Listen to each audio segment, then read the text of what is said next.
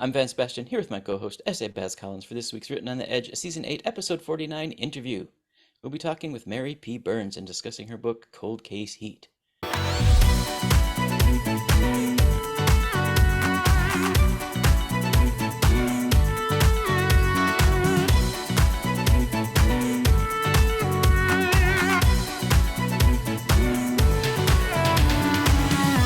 So, let's get to know our guest.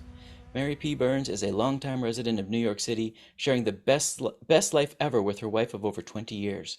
After receiving a Master of Fine Arts in Playwriting from Columbia University in '91, she experienced a 20-year bout of writer's block. During that time, she carved out a career as an executive assistant, finally taking a sabbatical to assess things and perhaps try writing a play again. What came out instead was a novel, Forging a Desire Line, published by Bold Strokes Books, followed by Suspecting Her, and then Cold Case Heat, a murder mystery which arrived this year in September. She has also published short stories in Sinclair Sexsmith's award-winning Best Lesbian Erotica, Volumes 4, and the non-award-winning Volume 5. Mary, welcome to the show. Thank you. So I'm really glad you found the pen/keyboard again. Oh my Lord, yes. Where did that passion come? I mean, 20 years of executive assistant, I can assume there was some fire building, but I want you to tell it in your words. Where did the passion come from? Well, to write, I've always been creative, and since I was a kid. My first short story, and I really never told this till I heard another author talking about this.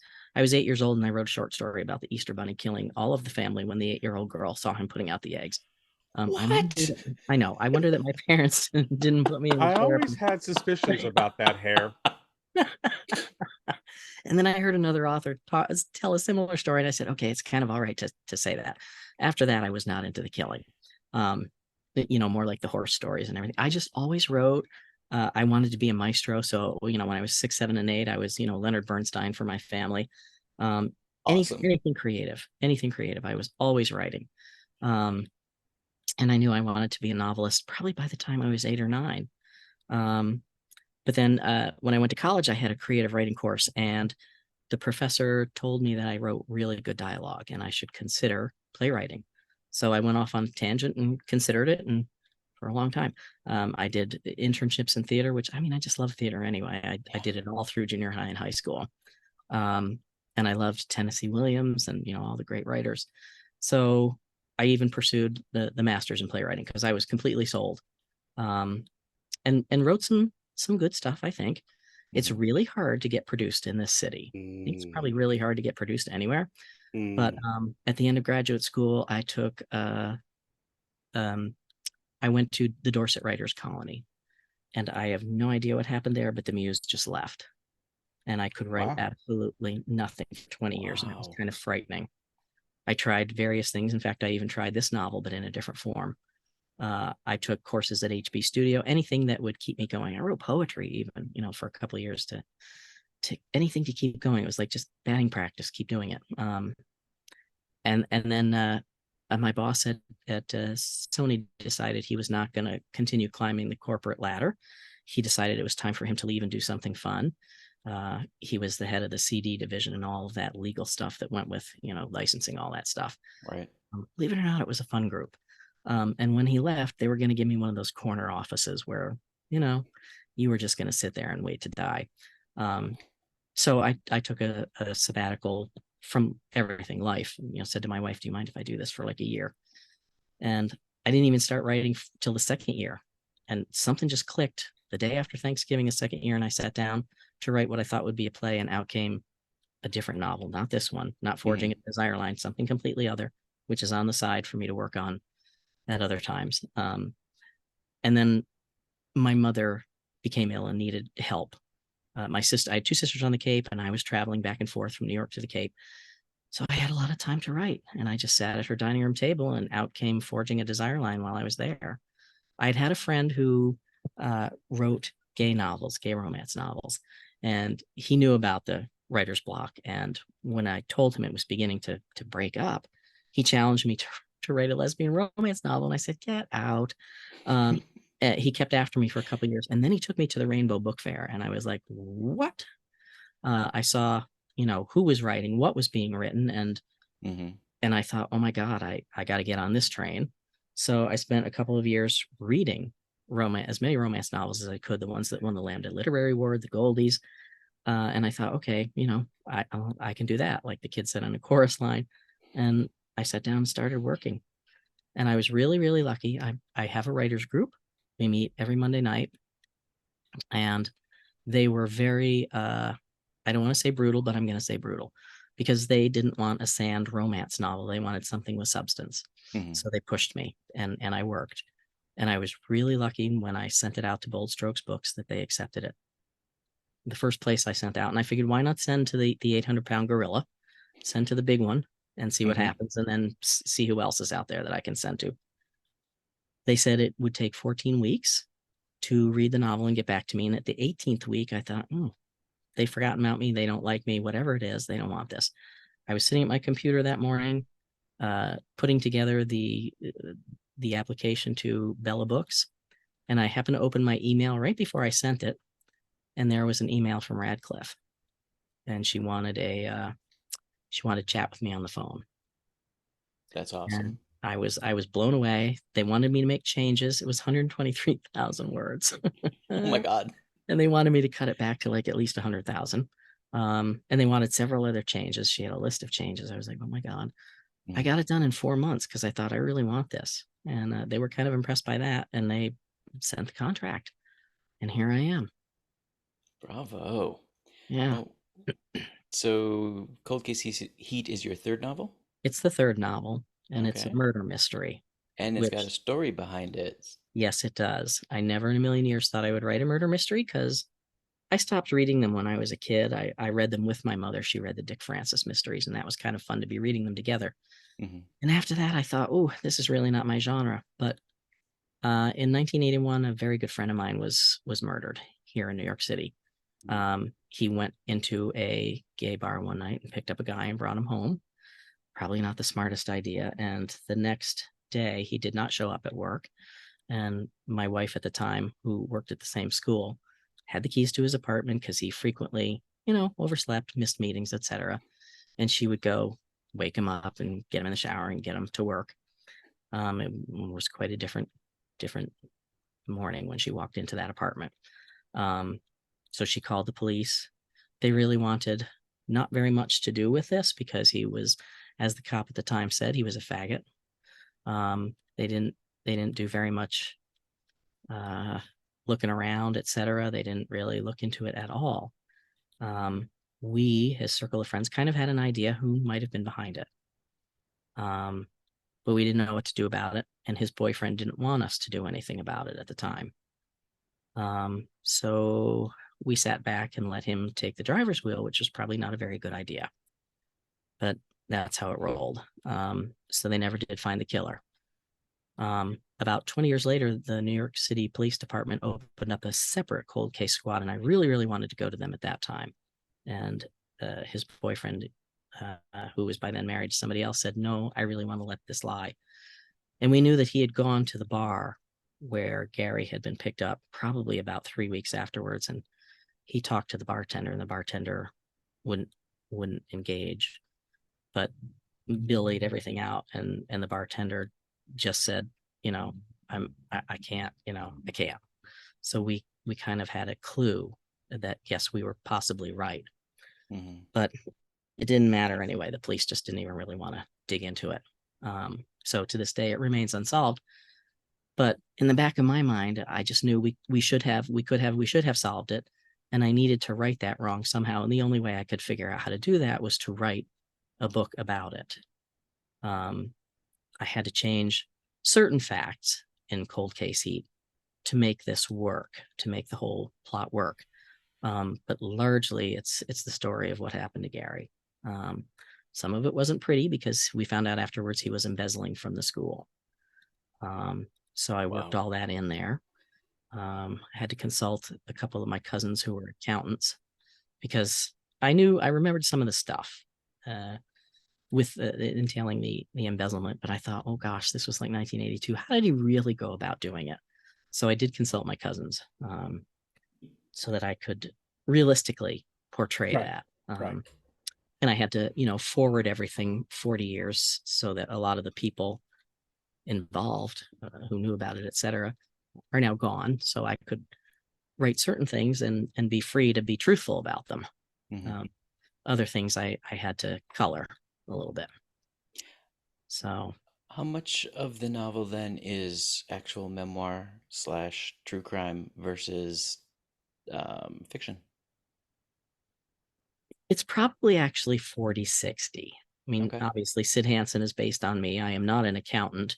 And it came about that I made her an accountant because during the pandemic, Bold Strokes Books had Zooms, weekends of panels and readings, etc. Bookathon, it's called. And one of the panels I was on, the moderator asked us all, what would be the worst career you could think of for your main character? And kind of across the board, everybody said accountant. And I thought, I can write an interesting accountant. And then it was like a click. If I made Sid an accountant, that works with the embezzlement. And it opened Mm-hmm. up the door to everything for that novel in terms of what I'd been trying to do. Um, I portrayed everything about Gary and his life and the murder. That was 100%. I changed, obviously, some of the characters and married a few people together to create, the one or two characters that I needed for this. And Mm-hmm. um, I had to change in terms of who the murderer was, but anybody who knew the case would know, who I was pointing the finger at. Right. So, um, yeah, 60-40, because I had to put together a believable plot and, Well, sure. yeah, get everything on the along the arc point there. Well, and Yeah, it's yeah, a difficult enough subject that protecting identities is also very important. yeah, it is. And the people who are still alive who were there at the time will know. Mm-hmm. Um, and interestingly, as I said in Provincetown at the Women's Week when we were talking about this, those people have not contacted me. I know they have the book and they have not contacted me, which I find very interesting. Hmm. But yeah, so All right. Is there anything else you want readers to know about the book? um, let's see. What else should they know? No, I think that's kind of it. Yeah, Fair yeah. enough. I know freshly out in September, so have you had any reviews yet? I actually went in late August to look for reviews because I knew that Bold Stroke sends out to ARC readers in NetGalley. Mm-hmm. Pardon me, and I found some very good reviews. I was very surprised. I mean, not that they were good, but yeah, actually, I was kind of surprised because I got some really good reviews for Foraging 1 or 2, and I got some really like, oh, she's going on too long. There are too many characters, and same with Suspecting Her. So I thought, oh, I still have so much to learn here. Um, but I still kind of got the too many characters for Cold Case Heat, but in order to make the whole murder thing work, I needed to introduce a few more characters than I kind of wanted to. But Mm-hmm. um, so yes, I found some very good reviews. And Perfect. again, I found a few reviews that were kind of like, oh, we don't know what she's doing here. But I think, I'm getting used to seeing those reviews now. Yeah, yeah. Sometimes that means Yeah, that you've written a good mystery, though. I kind of think it does because mystery readers are weighing in. Mm-hmm. And while writers group is really, really helpful, I went to a friend of mine who's a huge mystery fan to beta read for me. And she brooks no fools. So she told me exactly what she thought here and there and what I had to fix. And when it was all done, and she got the copy that finally the editor and I had finished. She got back to me and said, "Wow, you made X, Y, and Z changes." And she said, "This is good." And I thought, okay, coming from her, she's a brilliant person, and she's got a great legal mind, and she reads murder mysteries, like they were 10 penny nails there, 10, and she's zapping them into the wall. Nice. So, I know she knows what she's talking about. And I thought, okay, I got it right. Nice. Yeah. Bez, do you have any questions? Because Mary, you had mentioned Provincetown and Women's Week, so I want to circle back to that after we're done talking about the book. Yeah. Well, the thing I wanted to kind of hone in on is in writing it, because you had a story already there that you were mining, did you take the approach of working backwards from the crime and then fleshing what came before that led to it. I'm often fascinated how people who write murder mysteries, what is their process for crafting it? Because in those kinds of story, the weaving is probably more important than in other genres, because you have to lay the groundwork so that you don't lose the reader with too much or too little in places, but you have to pepper it enough to keep their interest and to keep them engaged.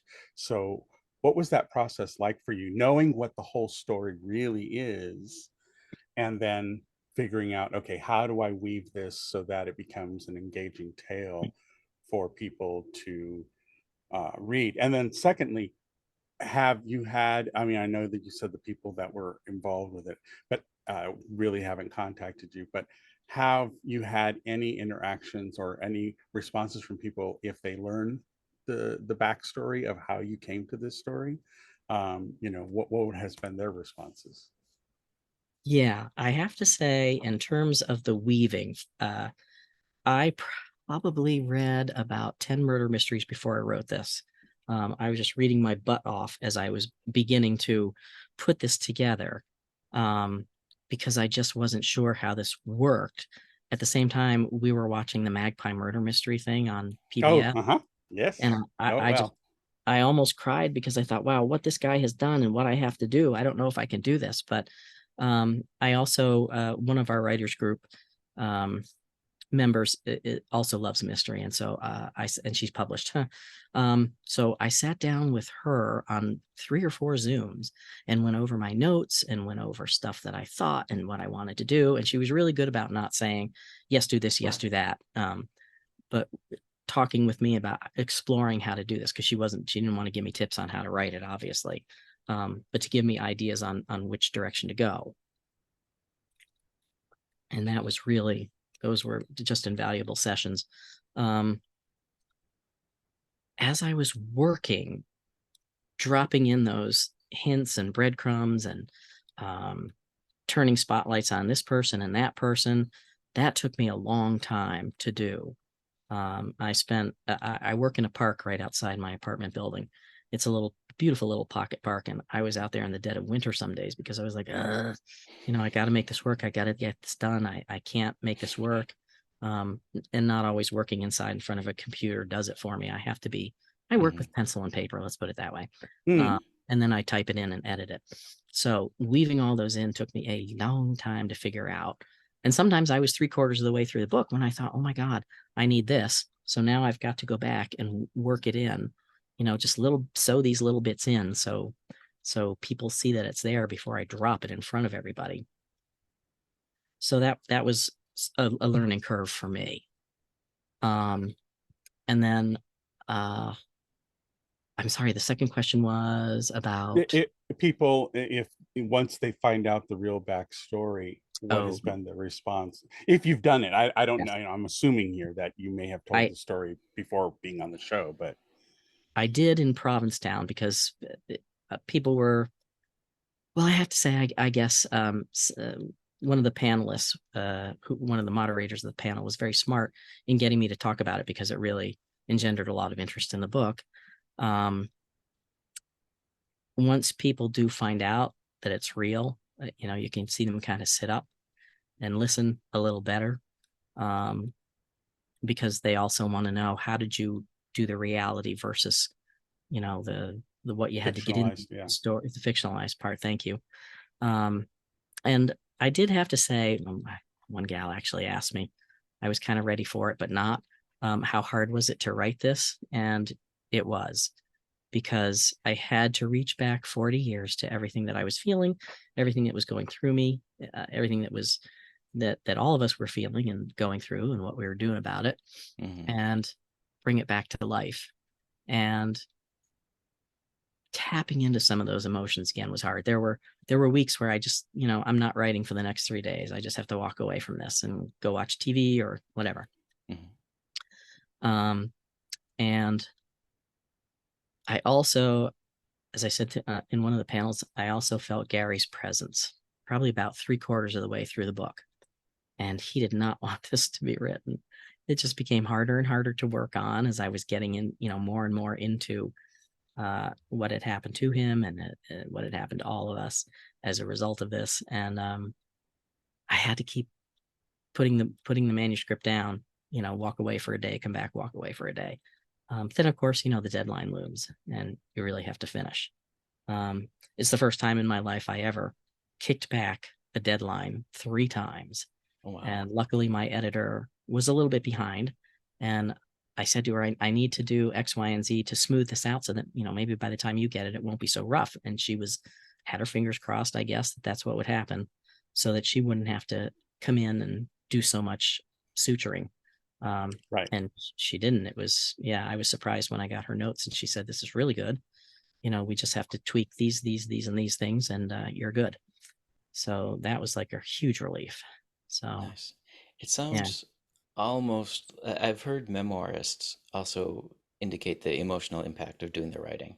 yeah, Much like you just talked about, digging into memories brings up the emotion that is tied to those memories. And it sounds like you did that work as well, unintentionally, but you had to do that work as well. yeah, I did. And it's funny. One of your questions is on the question sheet that you sent me was about naivete. And I thought, well, yeah, that boy, talk about naivete. It just never occurred to me that I wasn't going to be able to just sit down and put it on paper, that I was going to have to dig for some of that stuff. And I'm not an emotional person who likes to dig. So that was not fun for me. Yeah. Understood. All right, so now you've mentioned Provincetown twice and Women's Week. And you did mention to me outside of this conversation that you sold out in 2 days. So can you tell us a bit about the experience? And I ask because we often encourage authors to do a book fair or some sort of pride event or something at least once in their career. Yeah. Can you tell us a bit about Well, how that went? Bold Strokes is in Provincetown every year for Women's Week, and it's a huge event. They have 4 or 5 days of panels and readings, etc. And people do come. It kind of amazes me because it goes on from 11 in the morning, 10 in the morning till 3 in the afternoon. I'm like, gee, wouldn't you rather be out shopping? But no, people come. Sorry. Well, they're out buying your book. They're Yeah. shopping. They were shopping. There, Um, see? so I happened to be on the very first panel on Wednesday, and I kind of think they maybe did that a little bit on purpose, and that's where part of the story began to pour out, with the questions that the moderator was asking. And then that afternoon, I was on a second panel, and more questions from that moderator that helped me, really open up about the book and getting into it, etc. And a lot of women bought it because all of a sudden I had a line of women in front of me which signed the book, which was new for me. I'd gone in 2020 for Forging a Desire line, but when you're the new kid on the block, nobody knows who you are, and nobody Right. got your book. Yeah, it takes a while. Mhm. So, but this story touched nerves. I could see people in the audience, getting a little ooh about the story and coming up. One gal came up and talked to me about someone who had disappeared in her family in 1912. Oh, And I wow. thought, well, this is a really interesting story, and further interesting that she was coming up to share this with me. So then I was not on another panel until Friday, and we had a get together on Thursday at a local bar for all the panelists and all the readers who wanted to come. And one of the other authors walked in, spotted me, and said, I have to tell you that your book sold out this afternoon and you outsold, X author, which is just never done. She's the, biggest, most prolific. Queen Bee, right? Yeah. Right. Thank you, Queen Bee. And Chris said, this just doesn't happen. And I thought, wow. And one of the Bold Strokes people sitting nearby said, yeah, we wish we'd brought more books with us. Congratulations. Yeah, I was Kudos. blown away. And then I went down the street to a couple of the bookstores because there was, Saturday we have a giant signing with all the authors. And one of the Bold Strokes gals said, why don't you go to the bookstores and get get a couple of your books so you can be here to sign them. They didn't have them. They were sold out. Wow. So I was and maybe they only had 2 or 3 copies to begin with, but still, Right. sold out in P-Town is pretty good. 2 or 3 copies in a bookstore. Nicely done. I was just blown away. And I thought, well, and I said to one of the Bold Strokes gals, I don't understand this. How did this? I mean, okay, great. this is, I mean, not okay, great, but really great. But how did this happen? And she said, well, frequently, it's a small enough town. All the gals who are coming to these readings are talking to each other, and word has it gets out. Mhm. So I I was would also, really thrilled and grateful. I would also like to point out that part of the reason we do this is so that readers can meet authors, Yeah, because getting to know you is probably more than 80% of what sold that book. Hearing you tell your story behind it was probably the best sales pitch on the planet. I think it was. Yeah. So I was very, very grateful to the moderators who asked the leading questions. Nice. Yeah. All right. Is there anything about the book you would like to share with the world that we didn't think to ask? Hmm. Um, let's see. I absolutely adore the cover. It's a gorgeous Um, cover. Do you want to hold it Yeah, up and yeah. show people? oh, yes, I do. As a matter of fact, thank you. Hmm. So get it back far Look at enough. that skyline. Yeah, it's fabulous. All of my books are New York centric, because I just love this city. Hmm. And when I sent in my ideas for the book cover, um, it kind of went back and forth because I knew I wanted the city skyline in there, but I also wanted a heart with blood on it. So I had sent in 3 or 4 things, and stuff just wasn't working. And then all of a sudden came back this cover and 2 others that were, one was kind of an Agatha Christie like, and Ooh. the other one was, I don't know, it just didn't move me. And actually, I hated this cover at first because of the pea green and gray, and then I sat with it for a few days because I really loved the skyline with the black and the dripping Hmm. blood. And I sent it out to several friends and I said, what do you think? And everybody said, who cares about the pea green and gray? It's really dramatic. And they were right. Hmm.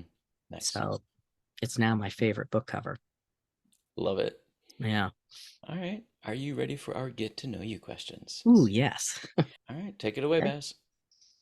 All right. Well, in this year of wow, what one word describes your favorite food? I had to French fries or steak. It's like I can't do one word. When you guys said what one word, it's like, oh, I can't. I love a Steak, really steak hyphen and hyphen fries. okay, that's good. Hmm. Yes. See, Yes. there you go. Thank you. They have to be really good fries, though. They can't be those Right. oily burnt things. No, no, Yeah. no, no. Must be Yeah. restaurant quality 5-star. Yes. Yes. Yeah. Actually, I had a wonderful steak dinner one time that had fries that were done in duck grease. Oh my God. Mm. It was phenomenal. Ooh, Anyways, okay, your favorite entertainment genre? theater. Hands down. Yeah, I could none. sit in the theater and watch just about anything. Yep. I remember seeing Lettuce and Lovage with Maggie Smith, and it Oh, was fifth row center in the theater, and I could feel the air. I mean, oh, that's I how bet. electric it was just to have that master on the stage, and you're just like, I'm breathing the same air she is. I bet. Those evenings are amazing. I went years and years ago to see Rex Harrison and Claudette Colbert in a play called Tennis Anyone. Who cared about the play? It was, like a Yeah, 1920s, but they walked on stage and oh my God. I mean, first of all, the place exploded, but secondly, you get like that same electricity you could feel coming off the stage. The two of them, I thought, I watched her in movies from the 30s. Oh my yeah, God. They were yeah, magnificent. It didn't yeah. matter The what the the dialogue air, was. yep, the air crackles, and you just Yes. know you're in the middle of something amazing. Absolutely, absolutely. Yeah. And the other thing I love is that the street is theater. I mean, I Oh can sit, yeah, yeah. If I'm not 100%, working in the park, I can sit back and just watch what's going on. It's all theater. All theater. absolutely. Yeah. Absolutely. Absolutely. All right. Well, where are you on the spectrum of mundane versus magical?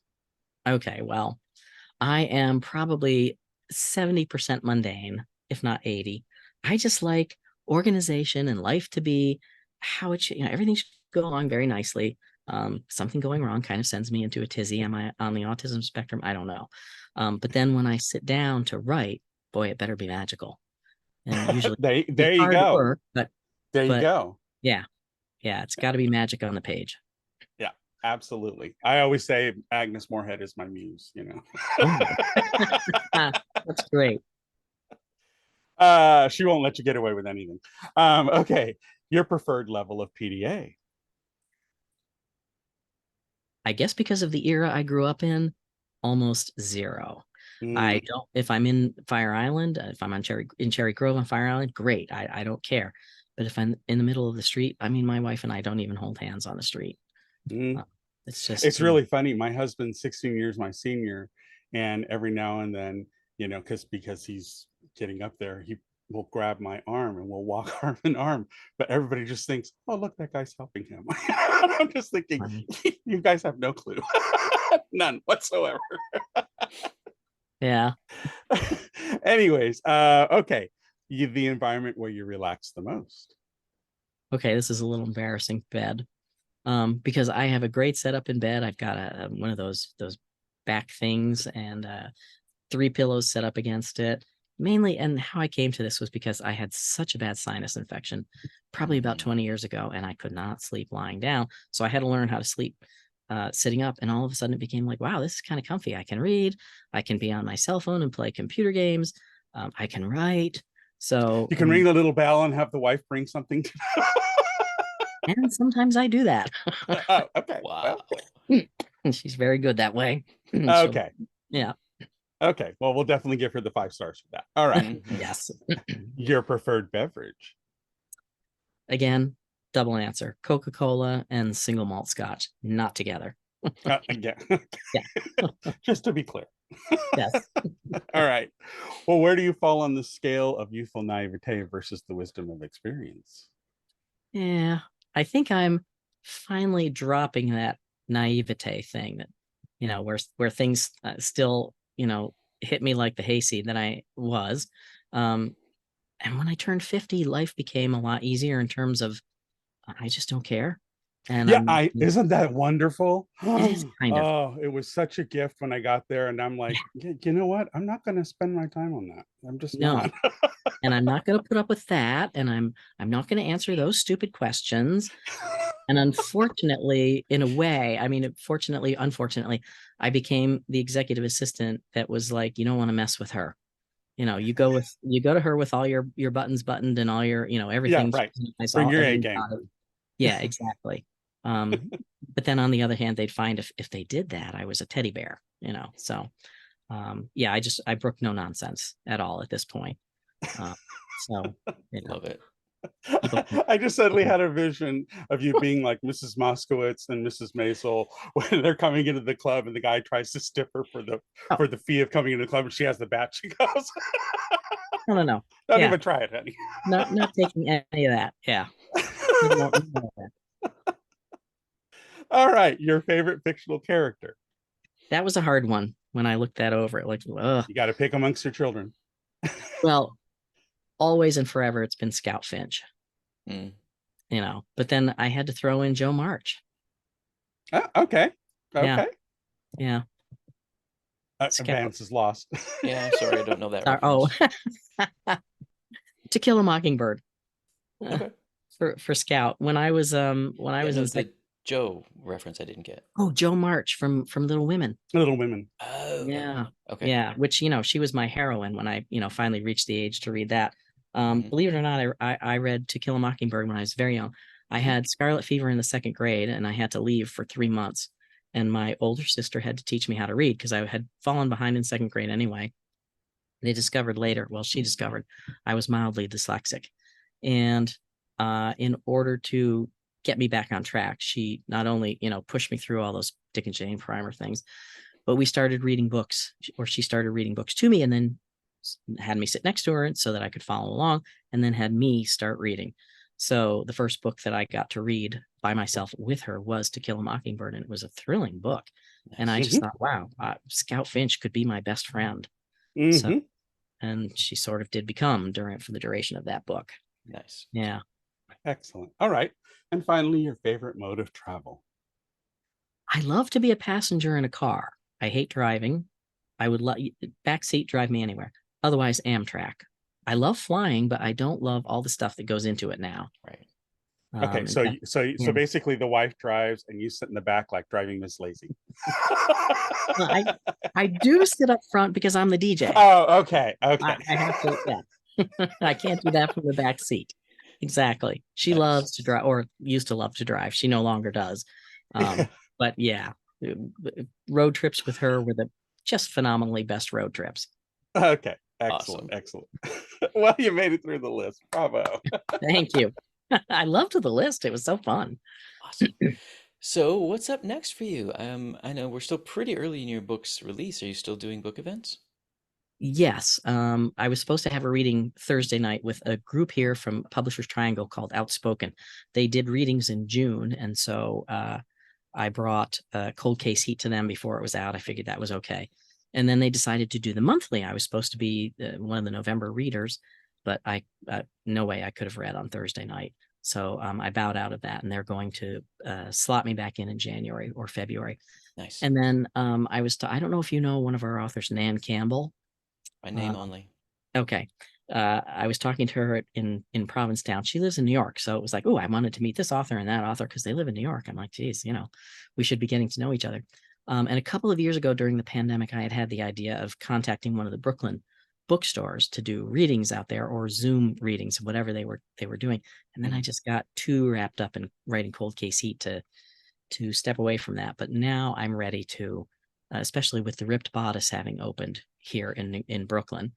I would like to get together New York authors, and there are 6 or 7 of us, to do either an evening or a couple of evenings of readings and panels, whatever, during Pride Month, Nice. next June. So I figure, if I start to contact Ripped Bodice like now, maybe they could slot us in and we could figure out what to do. And so I was talking to Nan about this. I said, would you be interested? And she was like, oh God, yes.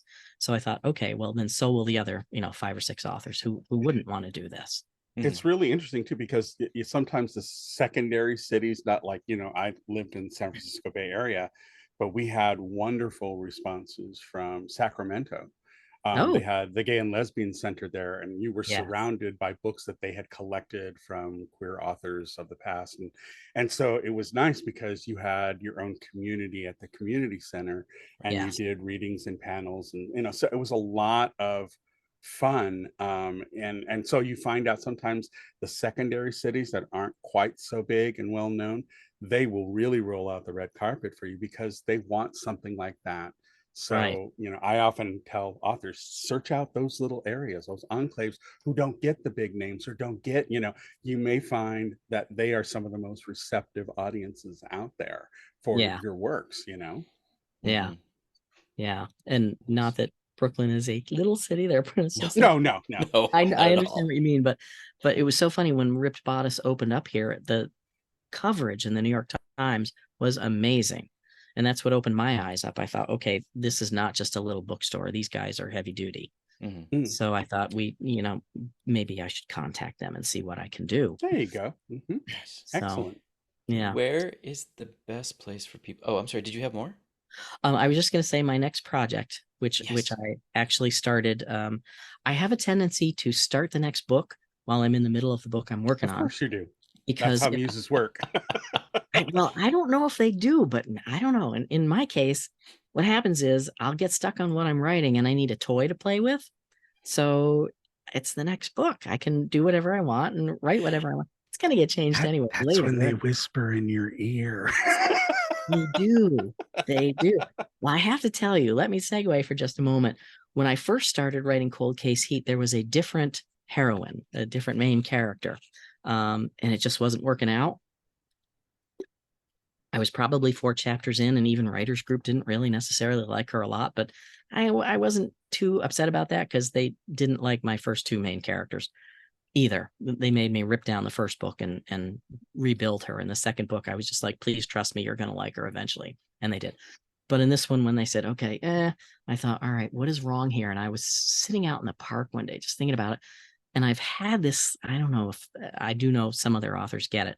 It certainly happened when I was writing plays.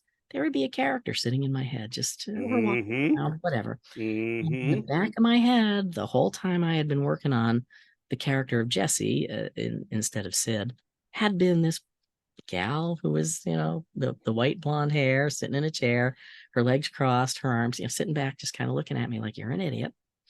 And I finally knew I Been had here the whole time. exactly. And I just decided that afternoon, I just ripped up the pages and sat there for a second, and she stood up from the chair. And I thought, oh my God, this is my main character. She's been here all along. Yeah. And then I had to create Sydney Hansen, her bio and everything. So anyway, so now while while I was working on that, I started it's now called Trader, and it's about takes place in an advertising firm, and it's going to be a Me Too kind of story, but with a male in the Me Too slot, and one woman kind of, I don't want to say rescuing the other, because that doesn't really happen. They fight a lot, but she's trying to bring this gal into her group for a special project, and there's a problem with Mr. Me Too. So I started playing with that while I was out in the park, having moments of, oh, I just can't work on this anymore. And of course, now that I'm working on Trader, I've got a new toy. Of course you do. Which yes. Well, I always need those moments where you just can't write, and I'm like, I can't afford to not write, right? Because I had the 20 years of not writing, and I thought I'm never going to not write again. Nice. So Jezebel had walked into my head about 2 years ago, and I just didn't know what to do with her. Now I do. So she's my new toy. Nice. There you go. There you go. Yeah. So where is the best place for people to connect with you and keep up with the updates? Find your dates and locations so they can come meet you. It's my website, which is marypburns.com. And my Instagram also, which is marypburns7861. Nice. Yeah, I constantly, well, especially when I'm working in the park, I constantly post to Instagram. I think it's kind of cute. I don't know. Some people may think I'm an idiot, but the park, of course, has squirrels, and I never paid any attention to them until the pandemic. Several people were feeding them, and I thought, ugh, why would you do that? And then I was out there during the pandemic, and nobody was out there. It was like eerie, World War II, like everyone's gone. But the squirrels started coming out when they saw me, and they were a little scraggly and a little like, we need help. And so I bought walnuts and started feeding them. Now they know who I am, where I sit, and they come right out. It's the nut lady. Yeah, exactly. Exactly. And they're like, it's the nutty woman. Did you bring the walnuts? Yeah, right. So I take pictures of them. They will come relatively close, and I take pictures of them, and I've turned them into my editors, and I'll post, especially if one of them's eating a nut with his back to me. My editor today did not like chapter 4, so I'm reworking. Awesome. People are like, oh, that's so cute. I love it. I love it. Oh yeah, the Instagram is the big one. Perfect. All right. Any final words of wisdom? Not like you haven't given us tons, but I know you've dropped a lot of wisdom today. I don't know if I actually did, but storytelling is fun. No, I can't think of any words of wisdom, except, anybody out there who's writing and thinks that they can't do it, you can. It's just a matter of, and I used to hear this all the time, put your butt in the chair and write. And I'd think, it just isn't that easy. Some days it is. I know the creative process isn't necessarily easy, but sitting down with that pencil and paper or that computer screen, if that's, what you're good at. And it's one of the reasons why we do what we do. We want queer people to write. Yes, we do. We need and our voices out there. That's part of what, after I said to Sean, no, I'm not going to write this stuff. It's garbage. And then I realized, no, lesbian romance is not garbage. It's gotten way so much better.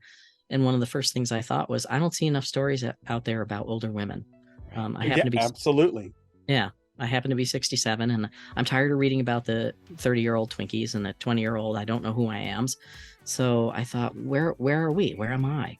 And where's the 70-year-old who suddenly went teenage and goes rogue?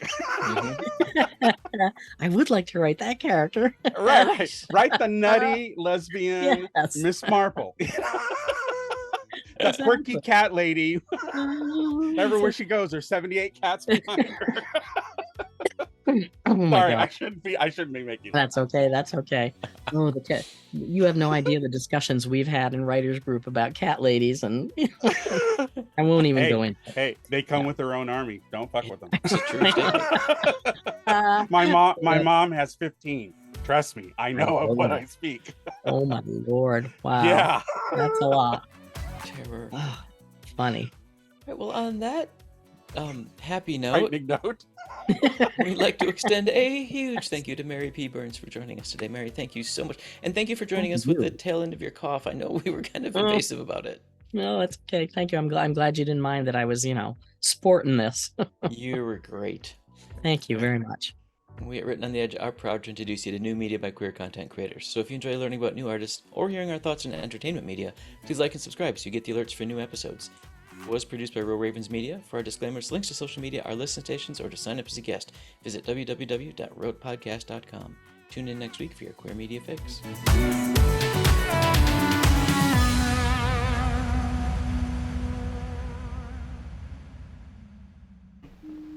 Oh, what's that? Closing time. The bums rush in melody, dear.